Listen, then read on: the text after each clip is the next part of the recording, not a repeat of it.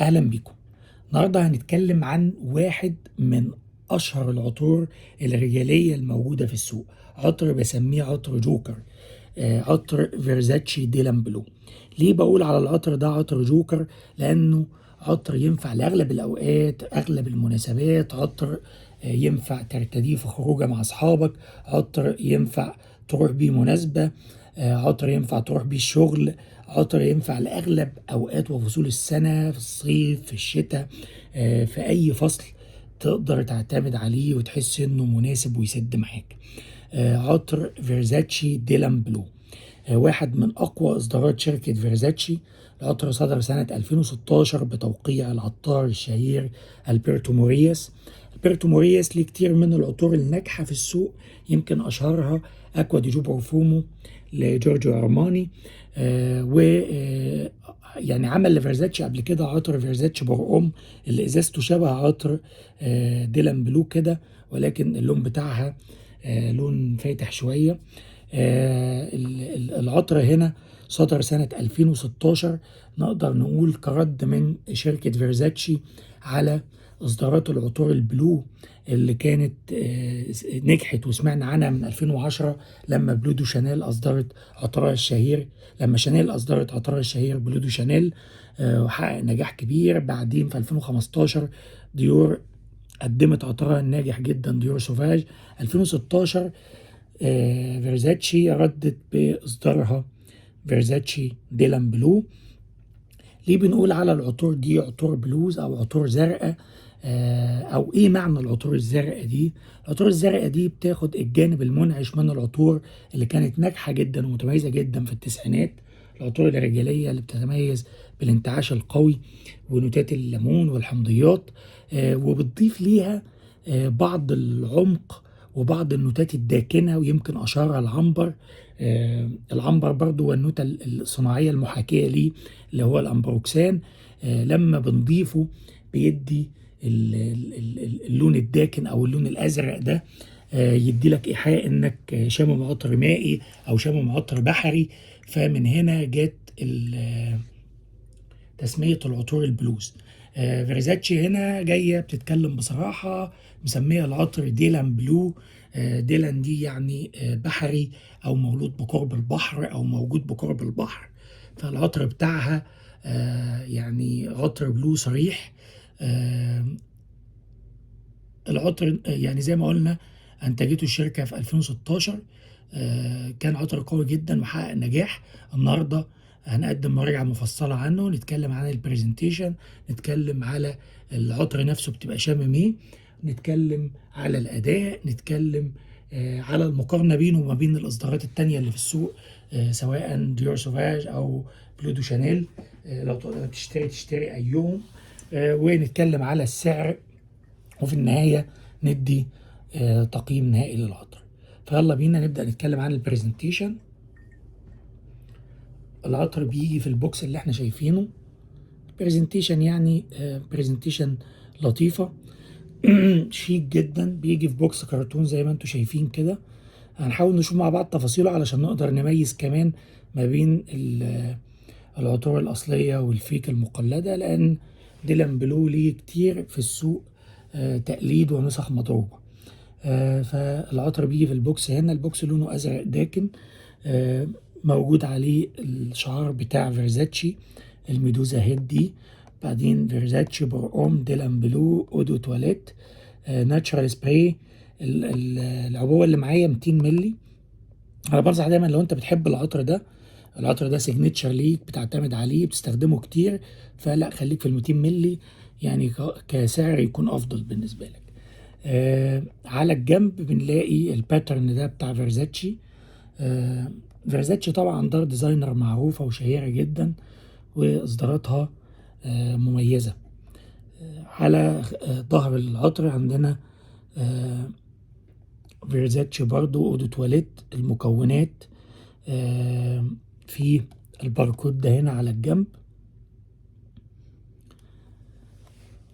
اسفل العبوة بنلاقي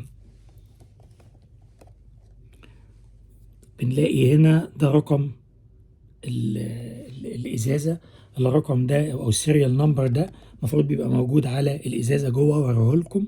تمام. الباركود هنا. بلد الصنع طبعا مصنوعه في ايطاليا، فيرزاتشي يعني ديزاينر ايطالي، فبلد الصنع هنا مصنوعه في ايطاليا. دي العبوه الخارجيه، ده شكل البوكس من جوه.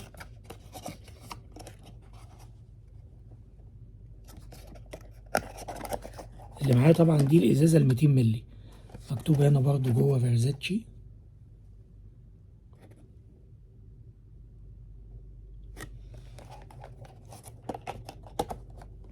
نيجي نشوف الازازه نفسها. الازازه شكلها مميز جدا، يعني ازازه شيك جدا. اللون الازرق من احب الالوان لقلبي اصلا، يعني فاللون الازرق الداكن ده مميز جدا للازازه. وحاطين اللون البرونزي في الغطا وفي الميدوزا هيد، شعار فيرزاتشي اللي في قلب واجهه العطر. غطا العطر نفسه عليه الباترن بتاع فيرزاتشي ده. السبراير عليه الميدوزا هيد برضو، شايف السبراير معايا، علشان تقدر تميز النوتات المقلده. حد يبيع لك ازازه يقول لك دي اوتلت، دي مش، ما فيش حاجه في العطور اسمها اوتلت. ده موضوع يعني ايه، ممكن نتكلم فيه بشكل مفصل لاحقا. لكن ما حدش يضحك عليك في العطر يقول لك ده اوتلت ومش اوتلت، ده كلام، اي كلام. مكتوب هنا فيرزاتشي برضو. السبراير نفسه لونه ذهبي، بعدين النقطه اللي بيترش منها دي لونها اسود. تمام. الغطا قلنا عليه الباترن. تمام. عايزين نجرب مع بعض السبراير.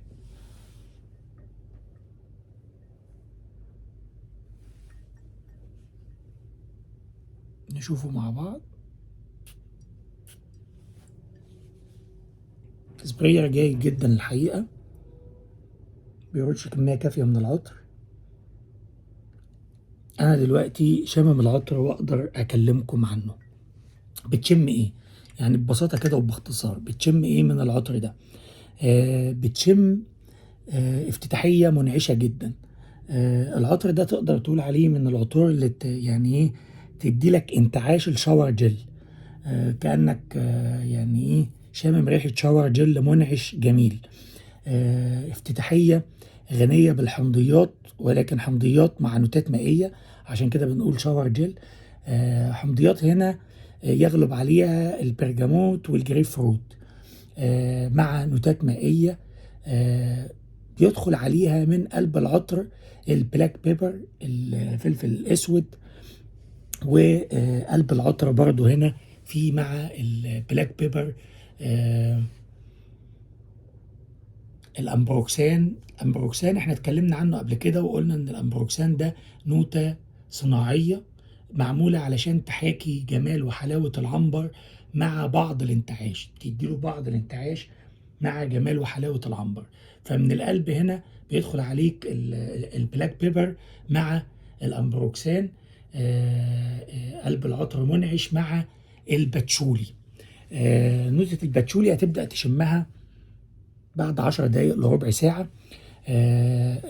الباتشولي نوتة بنقول عليها نوتة إيرسي، نوتة ديرتي شوية، بس مش ديرتي بالمعنى السيء، ولكن بتحسسك كده كأنك شامم نوتة خضراء ليها طابع أرضي شوية. فالباتشولي هنا من النوتات القوية والواضحة.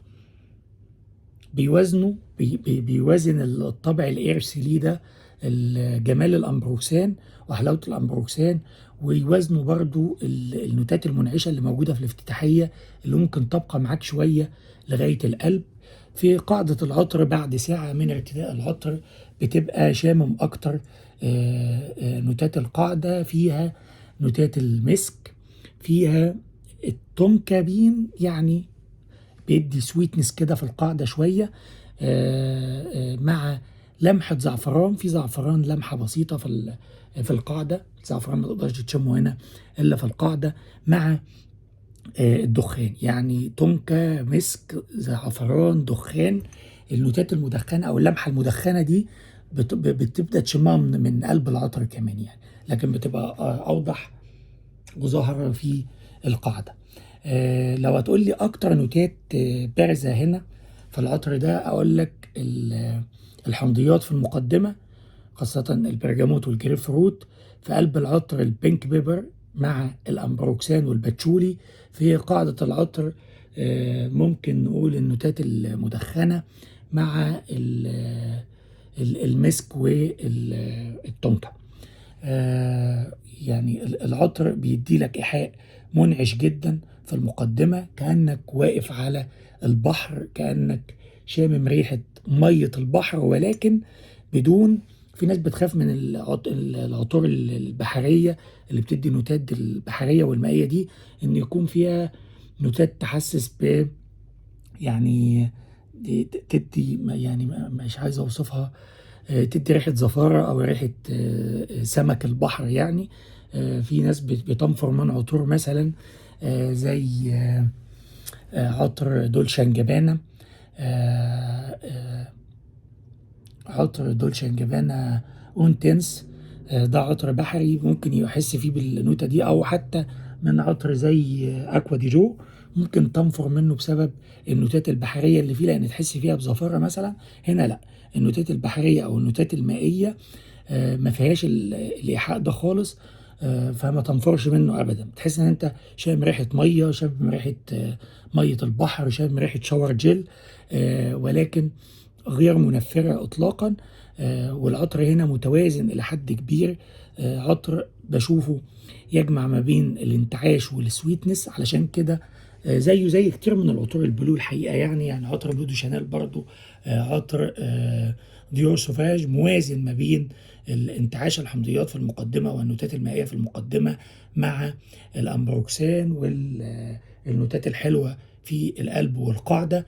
علشان كده العطور البلو دي بنلاقيها عطور ناجحة جدا، عطور فيرساتايل جدا، عطور تنفع لأغلب الأوقات، عطور تنفع للاستخدام اليومي، عطور تنفع كتوقيع شخصي. كل هذا الكلام ينطبق هنا على عطر فيرزاتشي ديلان بلو. ده بالنسبة للعطر نفسه. بالنسبة للأداء، العطر هنا أداؤه جيد جدا. العطر ده ممكن يبقى على الجسم من 6 ل 8 ساعات. يعني فوحان جيد أول ساعتين 3، بعدين بيخفض تدريجيا. فأداء العطر هنا أداء جيد جدا. بالنسبة للسعر العطر ده تقدر تحصل عليه بسعر متوسط من وجهة نظري. ممكن العطر ده نصيحتي يعني لو انت جربته وحبيته وحابب تعتمد عليه يبقى سيجنتشر ليك، وده عطر من العطور اللي تصلح جدا كعطر سيجنتشر. انصحك تجيب ال 200 مللي، هيبقى سعره كويس بالنسبه لك. ال 200 مللي تقدر تجيبها ب $75 تقريبا، وده سعر ممتاز. المقارنه بينه وما بين باقي العطور البلو، بينه وبين بلو دو شانيل وبينه وبين ديور سوفاج، انا اقول لكم الحقيقه انا افضل فيرزاتشي ديلان بلو على العطرين التانيين. ولما تسالوني ليه اقول لكم ببساطه، فيرزاتشي براند جميل ومميز وشيك وتقدر تعتمد عليه. تاني حاجه، العطر ده تقدر تستخدمه في كل الاوقات والمناسبات اللي ممكن تفكر تستخدم فيها بلو دو شانيل او ديور سوفاج. فلو عندك واحد من الثلاثه انت مش محتاج الاثنين التانيين. تمام. تالت حاجه، انا بشوف العطر ده مميز شويه عن الاثنين التانيين، مختلف شويه عنهم، وفي عمق شويه عنهم. يعني النوتات اللي موجوده هنا، العطر ده فيه عمق، فيه دبس، فيه تحولات بتحصل في العطر لما بترتديه. فالعطر ده الدخان اللي موجود فيه، النوتات المدخنه الموجوده فيه، الباتشولي الموجود فيه، بيديله عمق ويخليه من وجهه نظري اعمق من العطرين التانيين. سوفاج عطر كويس جدا وناجح جدا، ولكن بقى مستهلك، كل الناس بترتدي ديور سوفاج. فمن ناحيه التميز لا، ديلان بلو عطر مميز شويه. سوفاج كل الناس عارفاه، كل الناس بترتديه.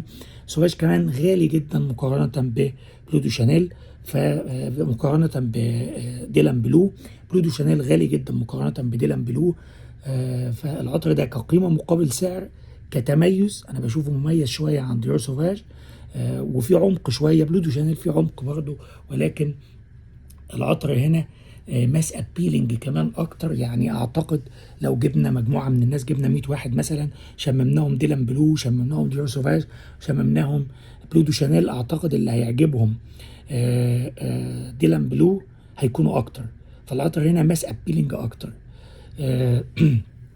العطر ده كمان بشوفه تقدر تقدمه هدية لصاحبك، تقدميه هدية لخطيبك أو زوجك. احتمالية إن هو يحبه كبيرة جدا. العطر ده سهل إن هو يتحب، سهل إن هو يرتديه. يعني لما تيجي تفكر تجيب عطر كهدية، بتتكلم أنت تجيب له حاجة قيمة، حاجة مميزة، حاجة من براند معروف، وحاجة سهل إن هو يرتديها، سهل إنه يعتمد عليها. أعتقد ده عطر مناسب جدا للهدية. عطر مناسب جدا برضو للأشخاص اللي ما بيحبوش يتعبوا دماغهم. عارف أنت اللي هو بيحب يرتدي حاجة بيزك أغلب الأيام، حاجة لونها أزرق، حاجة ما يتعبش دماغه كل يوم هرتدي ايه، احط ايه النهارده. حد مالوش في العطور جامد وعايز حاجه تريح دماغه وعطر يرتديه في اغلب الاوقات والمناسبات. واحد عايز يشتري عطر واحد بس لكل حاجه، ديلان بلو افضل خيار للكلام ده. عطر واحد لكل حاجه، اغلب الاوقات، اغلب المناسبات، تقدر تعتمد عليه وتكون واثق فيه، واثق ان هو يسد معاك في كل شيء. فعلشان كده العطر ده كترشيح شراء انا افضله عن ديور سوفاج وافضله عن بلو دو شانيل. يمشي كمان لطلبه الجامعه، زي ما قلت لكم تمشي لاغلب الفئات العمريه، يمشي جدا لطلبه الجامعه، وشيك جدا واليجانت، وتقدر تعتمد عليه لاستخدام يومي كمان. طيب تقييم نهائي قد العطر ده 8 من 10. بعتبره من العطور القوية جدا، العطور الجيدة جدا، العطور اللي أنصح بشرائها لو أنت في الفئة اللي اتكلمت عنها. عايز عطر ينفع لاستخدام يومي لكل الأوقات والمناسبات، سهل الناس تحبه، سهل يعجب الناس. عطر لما حد يسألك يقول لك أنت حاطط إيه، تقول له أنا حاطط فيرزاتشي ديلان بلو. فعطر شيك جدا، وعطر يعني عطر فخم من وجهة نظري، بسعر معقول. مش السعر ما يعتبرش غالي قوي في الفئة اللي بنتكلم عنها، فئة العطور البلوز دي. ده كان تقييم النهارده العطر فيرزاتشي ديلان بلو، واحد من اكتر العطور اللي بحبها. اتمنى اكون افدتكم. بنصح دايما لو انت مالكش في العطور قوي او اول مره تجرب العطر، يعني جرب طبعا قبل الشراء، لكن ده عطر في اغلب الاوقات بيعجب كل الناس. يعني اتمنى تكون مراجعتي كانت مفيده ويومكم جميل.